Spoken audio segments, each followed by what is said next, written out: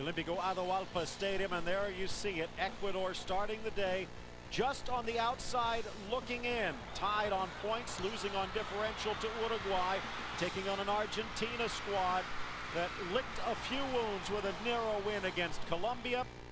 But still, their last game at altitude, the 6-1 thrashing at Bolivia. Ecuador, meanwhile, victorious at Peru and returning home, trying to get something to go their way. Dangerous chances. Elizaga, fortunate that that one did not go in. Coming out, missing it, only to see Messi push it wide. Maradona looking on in disbelief. Two early opportunities for the Albiceleste. Would they pay the price of not converting? Tevez on the first, Messi on the second, and then Ecuador.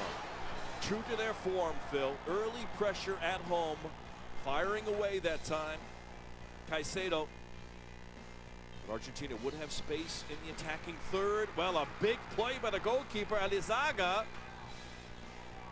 But it's a penalty. The Beautiful referee. through ball for Tevez, who just touched it around the charging keeper. Great run it was by Tevez. Wasn't it right down the middle? He forces the keeper to come out. He gets fouled. There's no doubt about that. Diego Maradona appealing for a red card, but it would only be the penalty and the yellow, and that would be significant.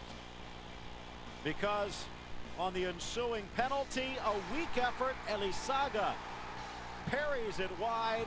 It's still scoreless in the first. And you could hardly keep the center field camera from shaking after that play. You see the jubilant goalkeeper, the Ecuadorian fans dodging a bullet for sure on this play. But would they be able to take advantage of the change in momentum in this game? Again, this is a tricky situation. Altitude, of course. 2,800 meters above sea level, a bit lower than La Paz. But Ecuador seemed to be getting stronger as the game progressed. Argentina all-time just 3 losses in 26 World Cup qualifiers against Ecuador. So the odds in their favor, but the conditions were not. This long-range blast from Antonio Valencia just whistling wide, so still scoreless at the end of the first. Second half, not too long ago, some were saying Ecuador's hopes of qualifying were really going to be faint and difficult, but after that win in Peru, if they could pick up 3 more points here, they would be right back in the thick of things. But Argentina with a great opportunity. The ball bounces free, but there's a double save. And Elizaga staying in enough position that time to deny Fernando Gago. A bit of a break perhaps, but again, he was strong when he had to be. Saved the penalty. But the home fans were waiting, Phil, to see could they hit the back of the net, Ecuador, and take the lead in this game. There's a bullet, a good save that time. Andujar would start to be tested as the second half progressed.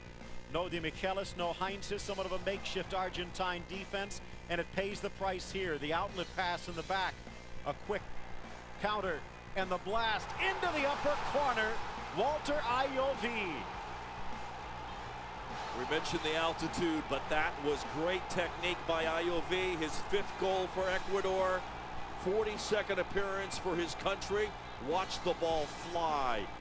Mentioned the defensive weaknesses. Well, Mascherano suspended, Agüero injured, and the Argentine attack looked beaten up as well.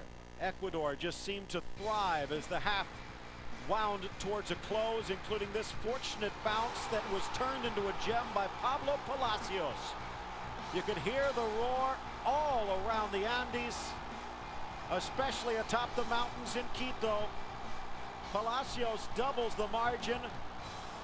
Can you believe it? A second straight road loss for Argentina. And the first goal for Palacios for Ecuador. Didn't look that good in his appearance against Peru, but that is sensational. Makes the most of his opportunity there. And this, you could tell, Phil, a hard, riveting shot off the post. Argentina was just looking like they were running out of gas late in this one. That's no surprise, again, with the conditions. That's just the way it is when you play in South America. And a big win for Ecuador. Maradona congratulating Bamba Mutado.